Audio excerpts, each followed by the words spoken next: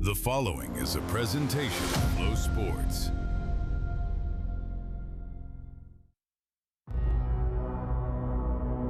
Tulsa in January. Inside this expo center, dirt racing reaches its purest form. Since 1987, the Chili Bowl Nationals have been the proving ground where every motorsports discipline meets and only one driver leaves with a golden driller. 350 plus cars, one building, and no margin for error. This is the 2026 Chili Bowl Nationals, powered by NOS Energy Drink.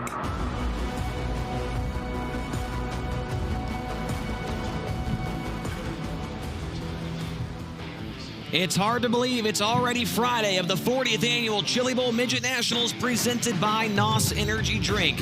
4 nights of preliminary action have been completed and just one remains before we turn the page to championship Saturday night.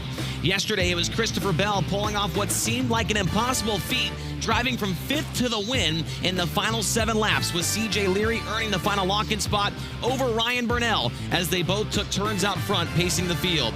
The final 83 of a record 387 entries run here on Hard Rock Casino qualifying night, all in search of a top 2 finish. I'm Chase Rodman with Wikipedia and TLP alongside. Want to say hello to all the FloRacing 24/7 viewers on Prime Video watching tonight as well. You folks will be with us through the hot laps and heat races here tonight before having to switch over to the Flow Sports app, of course, to catch the rest of the racing program. Guys, 387 entries. It is the new record, of course, and that, as well as the week has gone by unbelievably fast already. I cannot believe it's Friday. I swear, we were just up in the booth watching practice Sunday afternoon. It's insane how fast this week flies by. I mean, it's only going to, like, we say it every single day. It literally has gotten better every day, I think. Yeah, I feel like at the end of every night we say, like, wow, best race of the week. I agree, and it does fly by. It's like a week worth of Christmases. Christmas always goes by really fast, and I mean, the build up to it takes forever, and then you get there and you're like, wow, that was quick. That was, now I got to wait a year for it. But that probably speaks to how fun this event is and how much people need to invest in coming out here. It's great that Flow brings us all the coverage that they do, but you really have to come here and see it in person to get what we're talking about. It's a great way to spend a week. We've been blessed with really good weather. Not that it matters when you're in the building, obviously, but it sure makes the going in and out a lot more comfortable. This is a week I look forward to all year long. I don't take my pit band off till I get the new one next year. I know you do. That's the tradition for Tony Laporta. I mentioned 83 entries, 387 total, Brian. That breaks the record of, what, 381? 381, 2022. Yep, so that is awesome to see. There were 404 cars. For some of you that were wondering, well, where are the rest of these guys at? There were 404 that entered. There was a lot of TBAs. We know Buddy Kofoid was entered. He's not going to be here, and so that's why that number dropped down a little bit, but still an entry record here in the 40th edition of this incredible racing event. Now let's take a look at what's on today's menu. The schedule of events for this evening. It's a lot of the same as what we've seen here for the last couple of days. Hot laps starting in about an hour's time. You see cars on the track here in just a little bit. Then we'll get into opening ceremonies at 5 p.m. Heat races, there is 9 of them once again here this evening with the top 40 in points. After those heat races, you know, that's all about the passing points. If you're just joining us for some reason for the first time this week, you got to be in the top 40 in points after the heat races to get to a qualifier. We will have 2 D mains, 2 C mains, then those 4 important important qualifiers will tally up the heat race points and the qualifier points, and the top 16 will then go to the A main. 2 B mains will transfer the top 4 cars after 15 laps, and then, of course, that feature 30 laps, the final preliminary A main of the week, with the top 2 drivers locking into Saturday's A main event. With the D mains on the track, it makes it a little bit of a longer night there, Brian, of course, but just giving us more time to soak in what's left of the Chili Bowl, right? Yeah, I honestly prefer the nights that we have I know D-mains. you love the D-mains. I like the D-mains. Extra time to walk around back in the pits and get ready for the qualifiers, too. I feel like it kind of helps build the anticipation going into the qualifiers as well. I've loved that we've had to get here a little bit earlier each night to be a part of this, and the call times that Flo sets for us. It's great to be here in an official capacity. I know you always are. You're just an official kind of guy. But yeah, once we get done with our meetings and our setup up here and our sound check, walking around the building and just getting to talk to everybody, that's probably the racing's the best part, but getting to see everybody and talk to everybody is the next best part. And also, you talk about the night being a little bit longer. Once the racing's done, obviously everybody sticks around for this Chili's Chili Bowl post-race show, but there's going to be something going on right before we come up here on the desk, and that's going to be the redraw.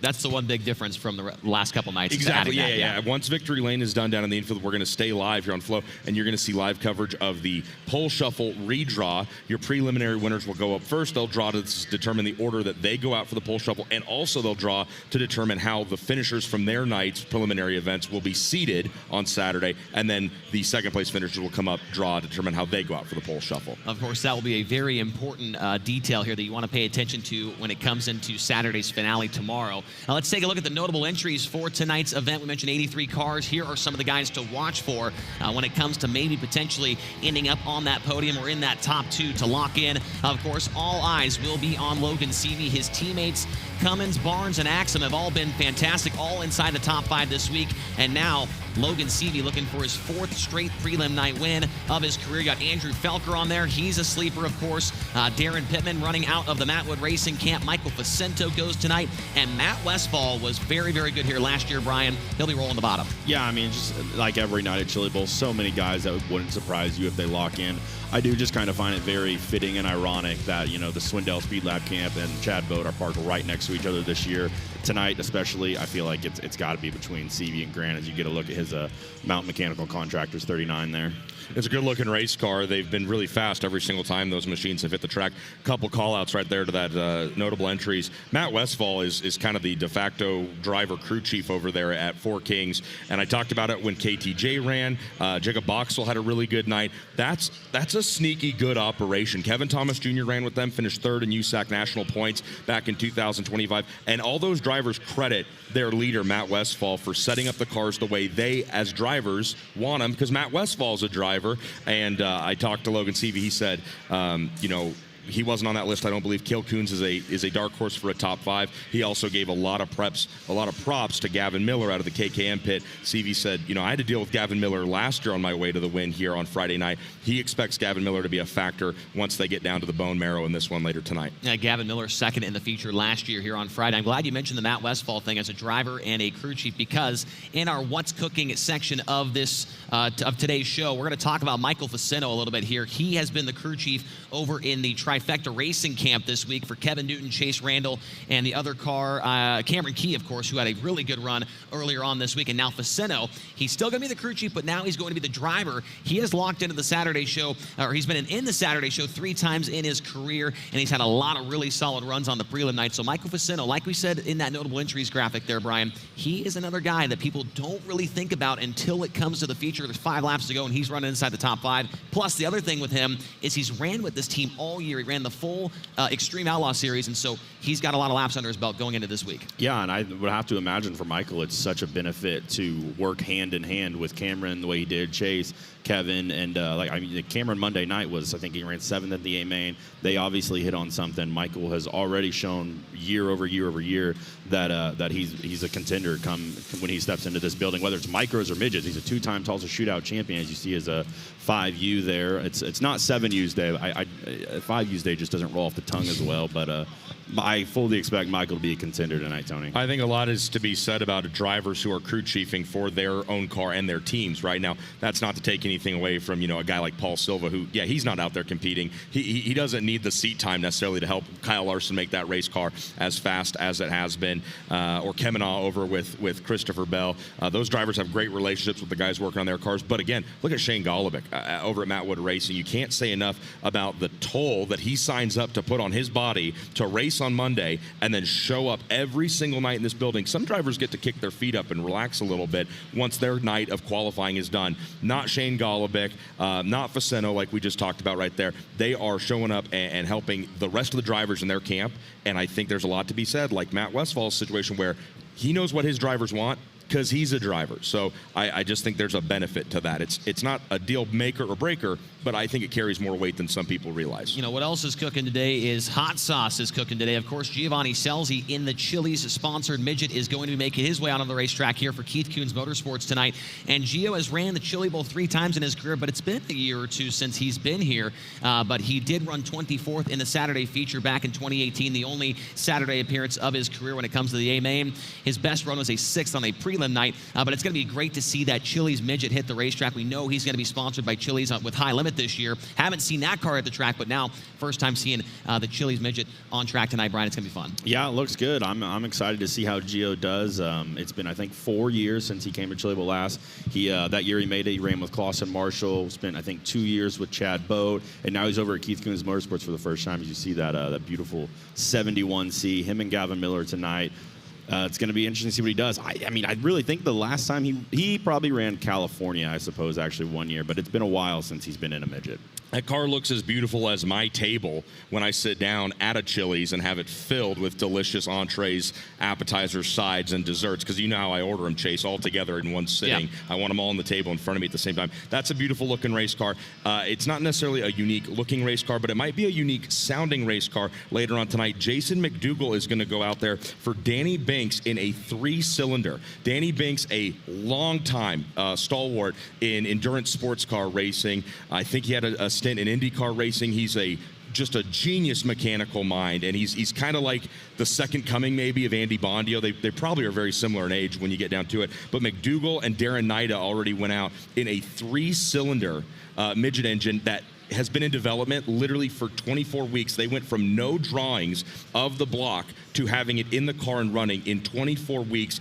I think that is what the Chili Bowl is about at the end of the day, right? Is innovation, unique race cars, and designers, car builders doing everything they can to show up with an edge, right? All these drivers are so good, and there's not a lot of room out there on track to make moves. So where are you going to find that extra little bit? Probably in the car construction, the car design. Danny Binks, he led Corvette racing and endurance sports car racing to a lot of victories for a long time, and now he's got a one-of-a-kind 3-cylinder engine. It's not his first time. They ran it back here a couple years ago, but I can't wait to see how they do in that thing. 24 weeks.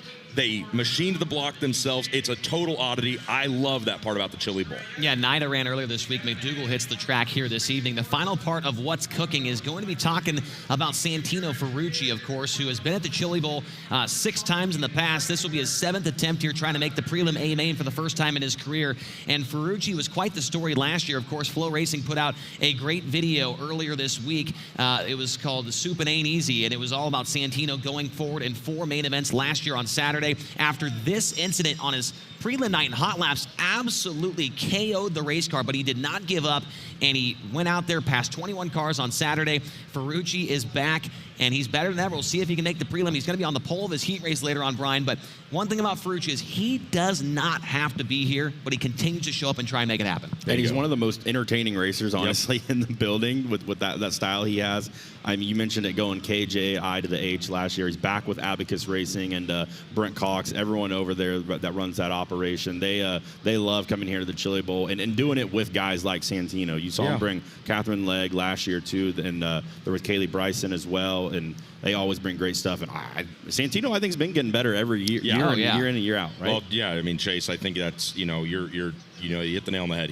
Santino Ferrucci doesn't have to be here. Tony Stewart had a quote earlier this week that he'd love to see more IndyCar regulars come and compete in the Chili Bowl, and more guys from just that level of motorsports. But he said that Santino is the only guy that's got, quote, a certain part of his body big enough to come out here and do it when he doesn't have to. And I think Santino Ferrucci is a throwback, like Tony Stewart is a throwback, like Kyle Larson is a throwback. They've got their day jobs. They don't have to be here playing in the dirt, but they recognize that this is the toughest form of motorsports in the world to master, and they want to come race against the best. Does anybody have Ferrucci probably in their pool for making the A-main on Saturday? I'm going to guess not, but Brent Cox and his Abacus team, man, those guys are hitters. They show up, they fight. If Brent Cox is willing to help me with my taxes, he knows there's no job too big out there, and it's great to see them. They run great all year with Logan CV in their outdoor midget with the USAC National Midget, so I love the fact that Santino Ferrucci is here. He had a great showing last year. I can't wait to see what he's learned from last year and how he puts it towards a better night tonight. Yeah, he destroyed the car last year, as we mentioned, went from the K to the J to the I to the H on Saturday.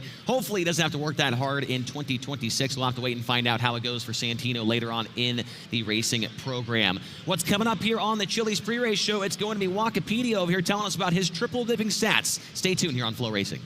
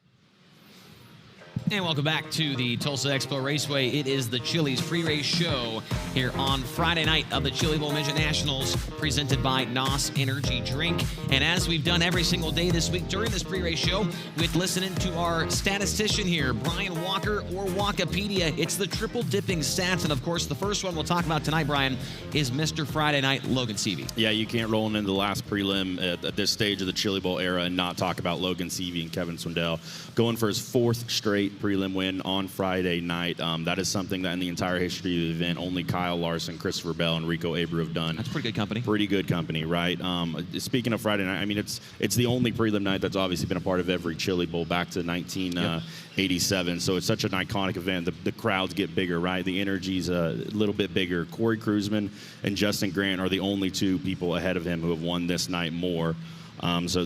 He's the favorite. I think most people would probably agree with that, especially after what his teammates have done this week. So I think all eyes are on Logan Seavey and Swindell's tonight. I asked him, I said, hey, with the speed that your teammates have shown in these Kevin Swindell prepared race cars, because he never had teammates when he came here with Kevin and Jordan and won his two Chili Bowls with them. I said, with as good as those other cars have ran, there's got to be more pressure on you than ever before, right? Because if you don't run as well as they do, all of a sudden you're the weak link. And he said, man, he goes, with two Chili Bowls to my credit, bar's already set pretty high, which, I mean, that's an obvious fact. But I do think there's a lot of extra eyes on him now with the amount of teammates he's had, never before in this building with Kevin Swindell. So he's very happy with the speed of his teammates, and he's excited about what he's seen from them and how that makes him feel about his car tonight. And he's going to have a lot of work to do in his heat race. Heat race number 2, Logan Seavey will start shotgun on the field, 10th on the grid, and going to try and pick up some passing points in there. And if he's able to go 10-3, 10-4, 10-2, he is going to be looking really good to maybe start on the pole of tonight's prelim feature. Now, the second triple dipping stat has to do with the team right over, actually right here on this side of my shoulder here. It's Keith Kunz Motorsports, Brian, because they have been shut out of lock-in spots so far this week. Yeah, I hope Keith Kunz and Pete Willoughby don't wring my neck too bad once the show's over, hearing me talk about it, since the speakers are right there. But you have to mention it. Through 4 nights, 7 different teams have locked in. Larson, Bowman is the only team that's done it twice. Hahn, Seymour, Swindell, Boat, and Bell. It has been 15 years. 2011 was the last time that Keith Kunz, Kurt Bagajanian Motorsports did not have any drivers locked in. They have 2 more good shots tonight. Gavin Miller, obviously locked in last year, very well could do it again tonight. Gio Selzy's a guy that's been in the A-Main before, so still have a shot to in that dry spell. I mean, it's obviously not for lack of trying. They've got really hardworking mechanics and crew members over there. They've got really fast race car drivers. You have to acknowledge and then let yourself wonder for at least a moment, if not any longer, what happens if Buddy Kofoid is healthy and can be here, right? Now, that's obviously not the most important thing. The most important thing is that Buddy Kofoid gets feeling better and is back behind the wheel of a race car, any race car, soon. We do send our best to Buddy, but yeah, I mean, that's crazy to think about, that the all-star cast, the standard, in my opinion, of midget racing in the last 15 years probably, Keith Kunz Motorsports is up against the wall here tonight trying to get a driver locked in. I mean, Saturday's a long day, and a lot of racing is going to take place with a lot of opportunities for those drivers to make their way up. But that's a truly shocking stat that you've just riddled us with here, Brian. Yeah, their closest guy this week was Cannon McIntosh on Monday, ran 3rd after leading a couple laps, but not able to lock in, as we have just mentioned there. The final triple dipping stat is maybe my favorite one of the week so far, and that is locking in from deep. The average starting position from the lock-in drivers, 4.1. Brian, the highest since 2019. Yep, since we entered the 5-night era, which is, I mean, obviously when locking in got even harder, right? We were so used to top 3, everyone on the podium locks in forever, and that all changed in 2019. So it's tougher than ever to lock in, but we've seen it this week, 4.1. Twice the winner has came from 8th. Yes. And part of that, only one pole sitter, we talked about it a lot, no pole sitters won this week. Yep. Only one pole sitter has locked in all week. That was CJ Leary last night. That one pole sitter locking in hasn't happened in over 20 years. It's just a testament to how good the racing is here, right? And how competitive. Yeah, the field is wildly competitive. We talked about it earlier, about how diverse this race is, right? In my opinion, it's the most diverse event in North American motorsports when you look at the type of drivers from so many different backgrounds and just the sheer number of them that are in this building. And then, I don't know who said it on the stage, but I've heard it all week. The cars here are all so good. Nobody really brings, bad equipment that you see make it into an A feature. All these cars that are racing in an A on any of the qualifying nights, it's good stuff, right? So then it comes down to the driver, kind of just throwing him over his shoulder and getting after it. And then those little, those little parts of the car that the builders work on, like Andy Bondio, like Danny Banks, what can you do in those small gray areas? Because it's known pretty well that it's not a super thick rule book here at the Chili Bowl Nationals. So there's a little bit of gray area. Some guys go after it. They've mandated a frame thickness recently, but other than that, you still have a lot of gray area to work with your race car here. Now, I would like to mention before we go to another break here, I don't know if that is going to continue on tonight, Brian. Just looking at these heat races, Darren Pittman starts dead last in his heat race. Logan Seavey dead last in his heat race. Justin Grant dead last in his heat race. Steven Snyder Jr. dead last in his heat race. Those are 4 guys that a lot of people have circled that could be good, and they're more than likely going to have some serious passing points just due to their starting spot in the heat race. We'll wait and see how it all shakes out, but when we come back from this break on FloRacing, we are going to welcome to the stage a 2-time Chili Bowl A-Main Saturday starter and, of course, NASCAR Cup Series driver Chase Briscoe. He'll join us here on the Chili's Pre-Race Show right after this break.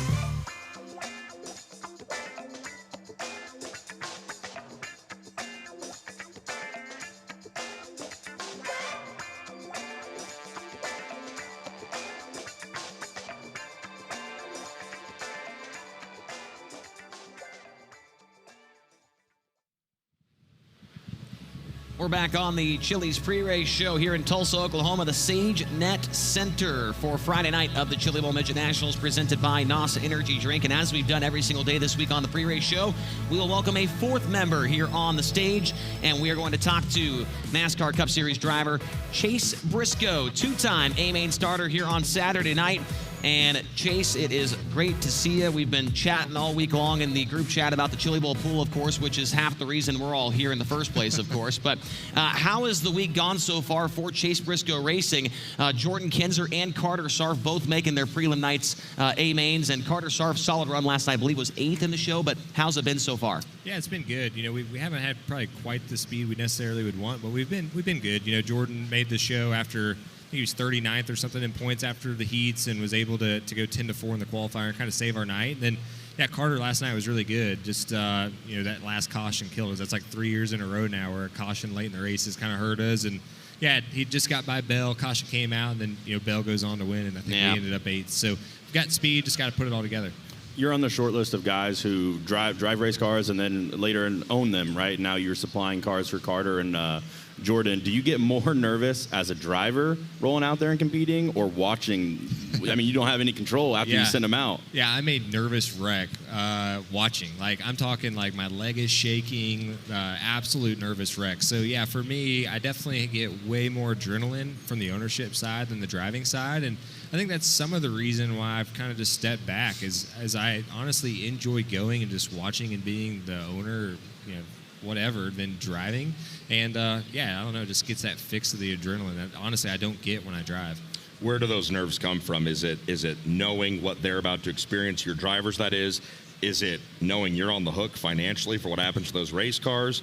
Or is it just realizing, hey, my name's on these cars, I'm friends with these guys driving them, and I want them to do well? Where do those intense nerves find home? Yeah, it's the last thing you said. Just like the fact that I know them, and like I'm putting them in there because I want them to do good, and I feel like they're more than capable of doing it. And, you know, I feel like everybody that's ever ran one of my cars, I try to tie it into somebody that I feel like is similar to me, that just like needs an opportunity. And, you know, Carter's certainly at the top of that list. I feel like if he could, you know, somehow get to the next step or just get discovered, he's more than capable of doing a lot of great things in the sport. And, you know, same with Jordan. Jordan's somebody that, you know, I just grew up racing with, right. And always enjoyed going. And, you know, we did a really cool thing with that car this year with Wheelhouse, where the points champion for Bloomington and Paragon combined won the ride. And it was cool that Jordan won because that's somebody that I've raced with my whole career. Absolutely. You know, Chase, obviously, dirt racing is on the rise right now. It seems like it's maybe more popular than ever. You know, I wasn't really around back in 2000, 2001 when there was almost 20 guys on the World of Outlaws trail, but it seems like things are going extremely well in the dirt racing realm. And what's fun is seeing, you know, maybe some of these NASCAR guys kind of coming back to the Chili Bowl and trying it out, giving it a run and wanting to be a part of it. And, you know, obviously this year we got guys like Josh Bilicki and Ty Gibbs and Sheldon Creed and Brayton Laster, of course, Jesse Love, Santino Ferrucci. Those guys coming in here and trying to make it happen. How exciting and how fun is that to watch from your point of view? Because you've done that exact same thing. Yeah, it's cool. You know, I'm a little bit different just because I grew up dirt racing, but I love when the NASCAR guys come and try it out. Yeah, and like you mentioned, there's a lot of guys that, as it's gotten more and more popular, or more and more cool, right? Like they want to come try it out. And, yeah, there's a ton of guys that I would love to see. I've been wearing William Byron out, for example, about coming and trying it. That's somebody that I think would really love it. And, yeah, hopefully just as years continue to go on, we'll have more and more guys come and give it a try and hopefully fall in love with it. Back to your driving career, you're one of the few guys in the building who knows more than anyone, I think, the thrill of transferring and the agony of defeat in the Saturday B-Main. Yeah. It was three. I live and die on the bubble. Oh, yeah. 3 straight years. You're literally on the bubble. Back-to-back years, you were one spot out. Just talk about what it means making that Saturday A-Main and how hard it is to get in there. Yeah, it's definitely hard, and that's something that I probably didn't appreciate as much until I started like missing it by 1, 2, or 3 years in a row. Because I want to say the second year I came here, I ended up making the main on Saturday, and you're like, oh, okay, this isn't as hard as people think, and then you go 3 or 4 years in a row of missing it by 1. So, yeah, it's definitely, you know, this race, you know, everybody talks about luck, right? Like, you have to have luck, but you also have to be fast. Like, you can't just luck your way into the show. But, yeah, certainly living and dying on that bubble on Saturday is a miserable place to be. Just knowing that you cannot get past, or you have to pass that guy in front of you, just the pressure that comes along with that, I feel like has honestly helped me a ton in my career on the NASCAR side. I love, well, first off, Living and Dying on the Bubble will be a great title to your book when you finally decide to put that together, okay? I love that you just said in a moment ago in answering Chase's question, I like it when the NASCAR guys come out here. And I like that because you are a dirt guy. You view yourself as a dirt guy because that's what you started in. Believe me, we've already caught a bunch of grief with this show. Oh, all they're doing is talking to NASCAR guys. Well, I wonder if all those people that are complaining remember that Tony Stewart, Kyle Larson, yourself, Christopher Bell, and then, yeah, he wasn't born and raised in it, but we had Carson Hocevar up here last night. Gateway Dirt Nationals. He's been a 2-time racer at the Chili Bowl. You guys are dirt racers at the end of the day. You just happen to do something else on Sunday afternoons. How often do you find yourself thinking and talking about the Chili Bowl? I asked Christopher Bell up here all season long in NASCAR. You got to be sharing the good word of the Chili Bowl Nationals. How often do you find yourself telling the folks on Sundays about this kind of racing? Yeah, I feel like it happens quite a bit. Like, especially, when we race in this part of the area, like a lot of people at the racetrack will come up and be like, oh, we see it at Chili Bowl every year or whatever. And then you always talk about it. And yeah, I definitely, I feel like as the year goes on, like when we get to, August area, like all the guys kind of in the Cup garage at least start asking like, hey, what are you doing? Like, especially with Bell building his new car. Yeah. So yeah, it's definitely a talking point. It probably dies down a little bit right after, but it's always on, I think, at the front of everybody's mind just because it's the only thing going on in the motorsports world. Exactly. So it's just such a hot topic for all of us to talk about. Now, one other thing with your team that is interesting is, obviously it's your name on it, but the guy here working on these things and setting them up, sometimes a little bit too tight, of course, is your dad. Right? Risky. Just a little too tight? Just a little bit too tight on the bike a lot. We've seen you do that up on the inside berm, but, it's awesome to see. I ran into him. I was walking out of the grandstands and ran into old Risky Brisky the other night and, chatted with him for a few minutes, but how awesome is that to have your dad helping out on the team and with the sprint car deal as well, but that little connection that you guys have. Maybe you don't get to see him as much as you want to anymore, right? But now he's working with you on the sprint car side of things and midgets. Yeah, it's super fun. I mean, that's all my childhood was, right? Like my grandpa started owning cars in the 70s, and obviously my childhood was going to the sprint car races with my dad and my grandpa. And, I don't get to do that a whole lot anymore. Like when he comes to NASCAR race, like I'm working, he's not a part of the team, so we're not really hanging out. But when we come here, go to a sprint car race, like we're just hanging out. It takes me back to my childhood for sure. So yeah, my dad's obviously a huge part of what we do on the Chase Briscoe Racing side. And I'd be remiss if I didn't talk about Paul May too. He does a ton of work on our stuff, just keeping it up to date and has really turned our program around in a lot of ways too. So yeah, it's always fun to come here and hang out with my dad and all the guys. Like, even the Bradleys are back there, Andy and Scotty Bradley, that I drove for here at the shootout in 2015 and 16. So just a ton of people from kind of right around Mitchell, Indiana that I used to race with a ton as a kid, and kind of the Chili Bowl is always our meeting point. I want to talk about your driver, Carter Sarf. Where did that relationship kind of come from, and what is it like watching him continue to develop? I feel like he's one of the most underrated midget drivers in the game. Yeah, I 100% agree. He's one of the most underrated drivers in midgets, and even, I think in sprint cars, he could be the same way once he gets a little bit more experience. And, yeah, the relationship with Carter started, I don't know, probably 2019 to 21 area. I don't know, somewhere Gateway Dirt Nationals. I drove for Flea, and Carter drove for Flea, too, and that was the first time I'd met him. And I'd always just kind of watched him kind of from behind the scenes. And, a couple of years ago, I was going to put somebody in another car. And like I said earlier, I wanted to go and give back to somebody that I just felt like if they were in, top-notch equipment with a full team that they could really show the world what they could do. And, I've always enjoyed watching Carter race and thought he had the potential to do that. So reached out to Carter, and that was probably 3 or 4 years ago now. And then obviously the sprint car stuff, he's been getting experience. So, yeah, I just enjoy racing with Carter. He's no drama and just reminds me a lot of myself, truthfully. Is Mitchell, Indiana considered Southern Indiana? Oh, yeah. Okay, so Tony Stewart once said, if you're going to be from Southern Indiana, well, when you're from Southern Indiana, if you're going to be dumb, you got to be tough. Yeah. So how tough do you got to be to come here and survive at the Chili Bowl? Yeah, you definitely got to be tough. Mentally, physically. I mean, the mental side I think is the hardest part about Chili Bowl. And I feel like it gets better as you get experience, but I mean, there's nothing like it in motorsports than rolling down the ramp for your heat race, and almost even hot laps on your prelim night. That's pretty terrifying in itself. Oh God! Yeah. It's when there's 30 cars out there. There's 30 cars out there. You know that you have to turn around and come right back down in 40 minutes. Like it's the worst for the pool. Oh, it's terrible. It's terrifying. Terrible. Yeah. But yeah, hot laps in the heat race on your prelim night at Chili Bowl. I mean, I kind of joke about the hot lap part, but the heat race, there is nothing I've ever done in my racing career that has came close to the nerves of that. God.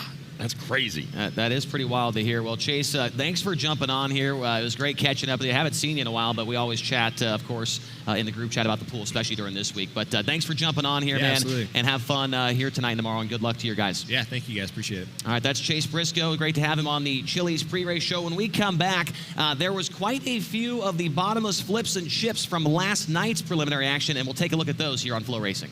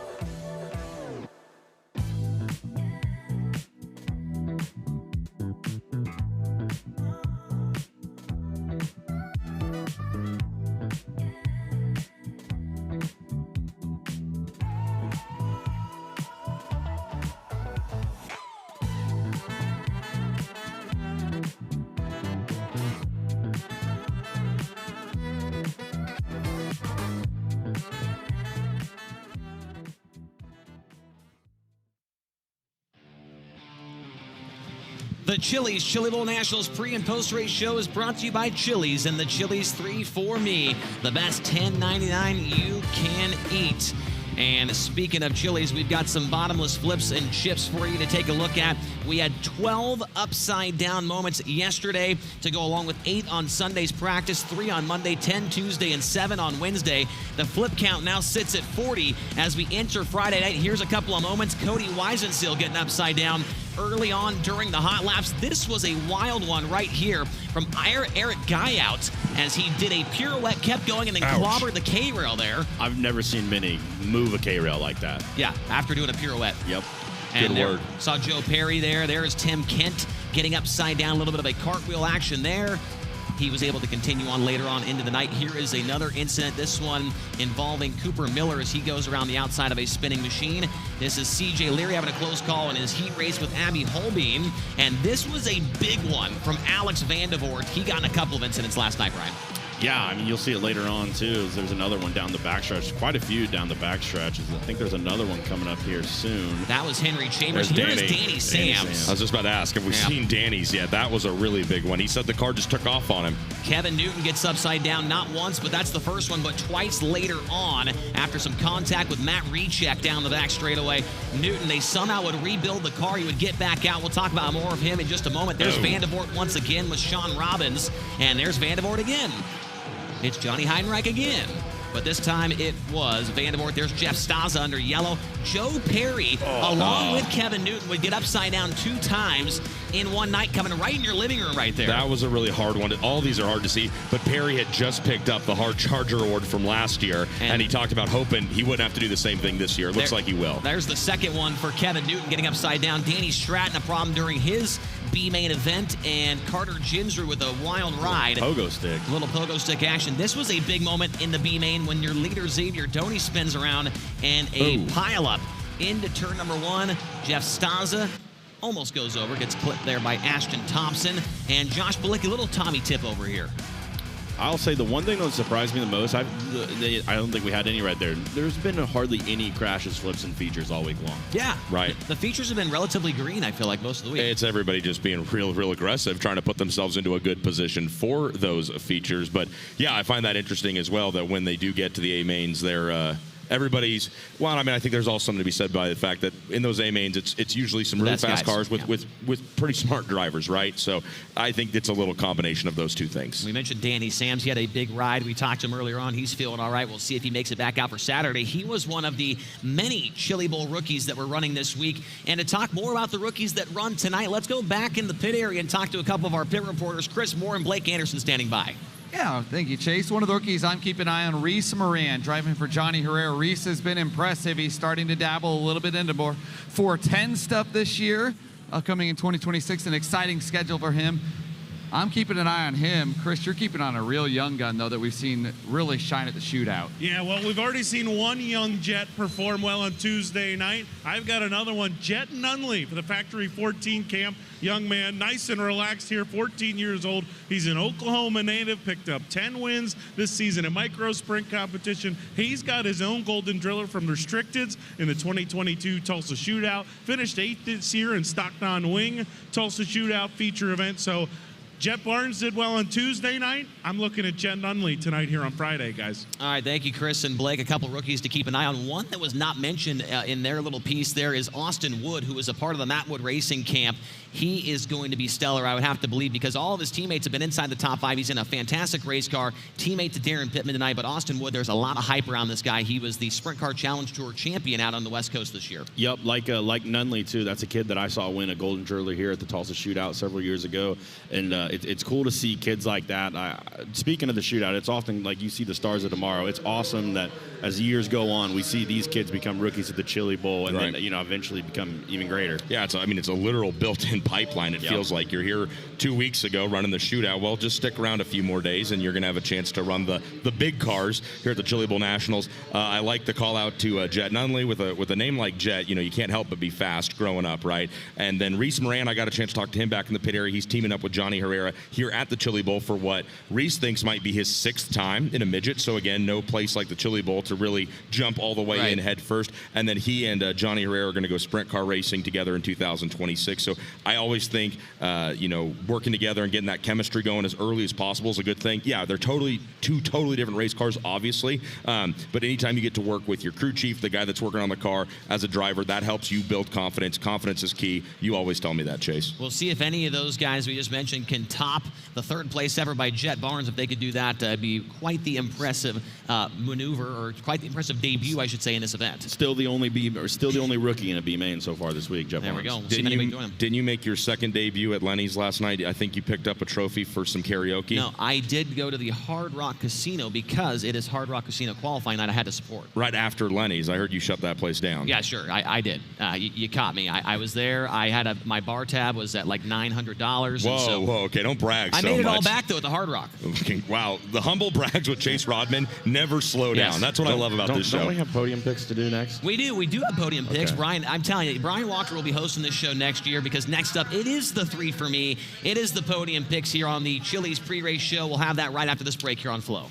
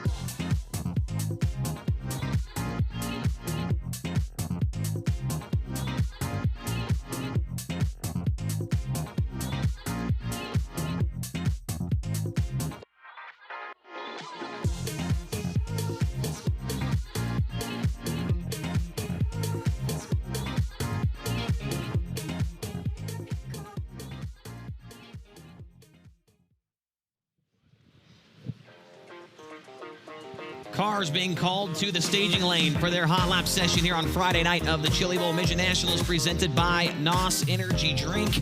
And we're welcoming you back here to the Chili's pre-race show. Chase Rodman, Brian Walker, and Tony Laporta.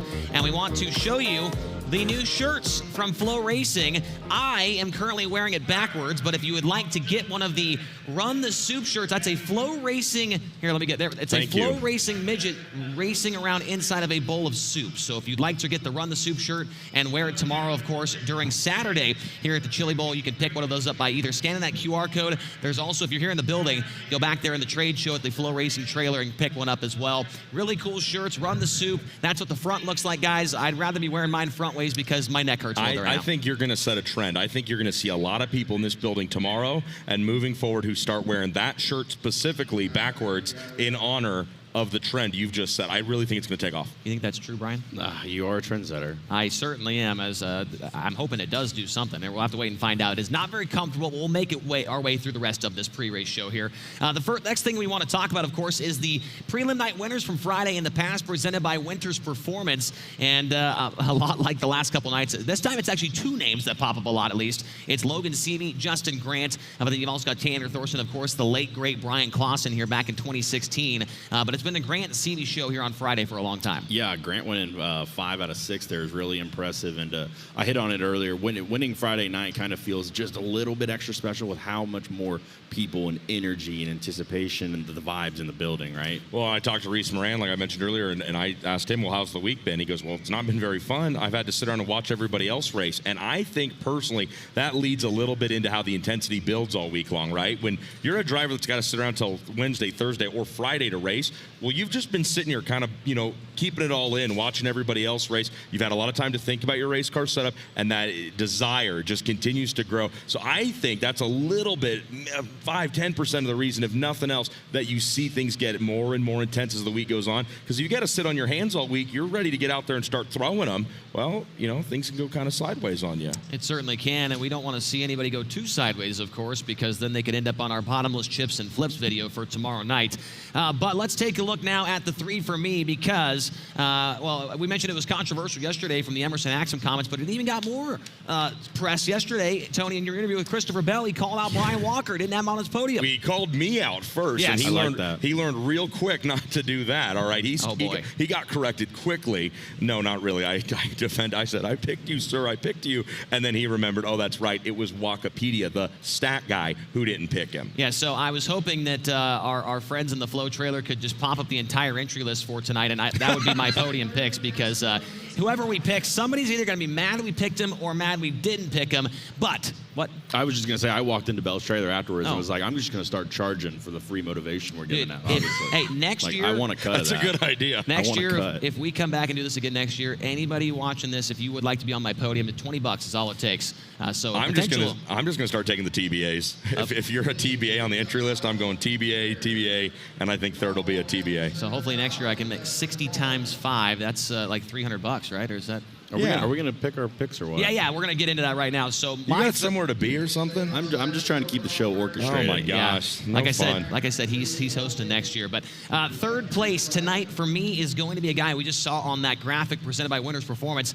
I am gonna go with Justin Grant, finishing in the 3rd position here this evening. Second place, as I've done every night, I've got a guy that maybe not everybody's thinking of, but I'm gonna take Steven Snyder Jr. It's a good pick. Who ran full time this year with USAC and had a really good season. He's in a new car with Chase McDermott compared to what he ran this year, but I really like Steven Snyder Jr., especially like his heat race. He's going to start dead last back there. A lot of opportunity for passing points. And, of course, I'm going to take Logan Seavey, looking for 4 in a row. Those cars, it's hard to deny the speed they've had all week, and I think that continues tonight with the former Chili Bowl champion. I've got 2 of those 3 on there. Third place, I'm going with my sneakier option, Andrew Felker, yes. A guy who's ran third twice in the past, 2018 and 2024, both on Friday nights.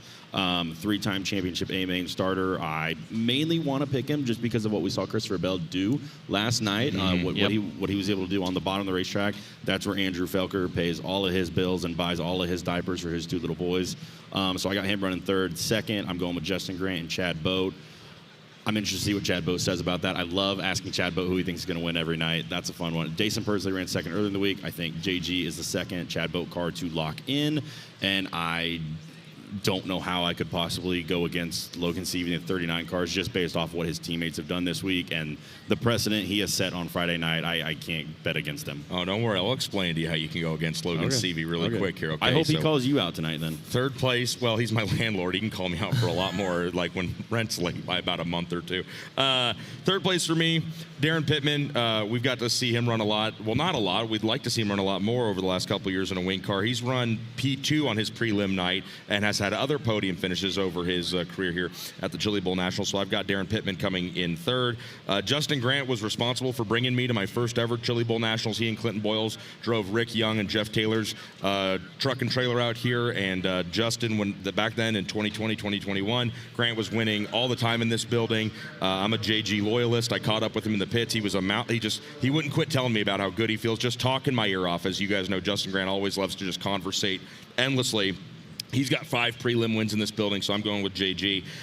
And I was just joking about not picking Logan Seavey. I see that. I've got Seavey. Yeah, the graphic went up too quick. It ruined my surprise. Logan Seavey, the last 3 years he's won on his prelim night, and that's 3 of his 4 total prelim wins in this building. He's a 2-time champion of the Chili Bowl Nationals.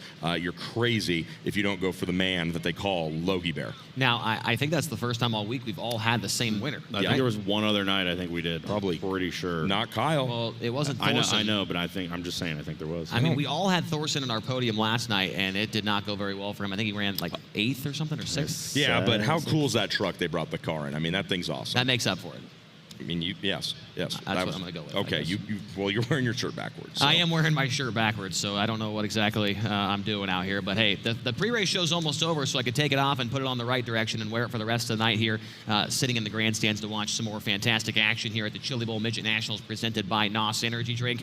We are about 5 minutes away from getting the cars on the racetrack for hot laps here this evening, and then we will get into our 9 heat races where there's a lot of heavy hitters coming from the back of those heat races. And so hopefully you guys enjoyed this edition of the Chili's pre-race show. He's Tony Laporta. He's Brian Walker. I'm Chase Rodman. Let's now go downstairs to the FloRacing booth. It's going to be Caleb Hart and Chris Wilner down there, guys. Hopefully you're not too lonely because your buddy Clinton Boyles, he's going to hit the racetrack tonight, and there might be a little extra room down there for you. I wouldn't say lonely. We've actually got a couple of special guests going to join us, Chase. Thank you guys so much. Excellent job as always on the Chili's Bar and Grill pre-race show. We're going to have Chase Briscoe actually coming down. You just heard from him on the pre-race show to call some heat races with us tonight. And then Caleb, we get sunshine. Tyler Courtney's been busy. The TV thing's starting to work out for him, although he's getting ready to go back racing here this year. Sure seems like he's got a good career going on that, does he not? Yeah. Huh. Weird. Yeah, because it should be a very, very good time. Looking forward to that.